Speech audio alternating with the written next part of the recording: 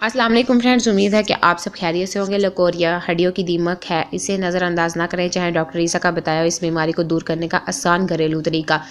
Leucorrhoea की तकलीफ व द तकलीफ वो आजकल खवातीन और बच्चियों में आम है। ये वो बीमारी है जो हड्डियों को दीमक की तरह खा जाती है और अंदर से जिस्मानी तौर पर खोखला कर देती है।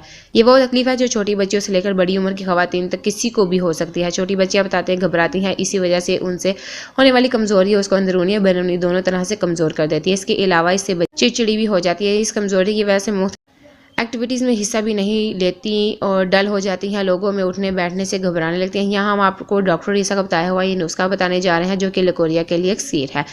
गूंद कीकर 25 ग्राम, गूंद कतीरा 25 ग्राम, गूंद मोचस 25 ग्राम, संघाड़ा सूखा हुआ 50 ग्राम, गुले अनार सूखे हुए 50 ग्राम, मूसली सफ़ेद 50 ग्राम, लाल जौंती 50 ग्राम, मिश्री हस्बे ज़ायका। इन सब चीज़ों को मिलाकर पाउडर बना लें। अगर बच्चे की उम्र 12 से 14 साल है तो दिन में 2 दफ़ा सुबह शाम चौथाई चाय का चम्मच दें।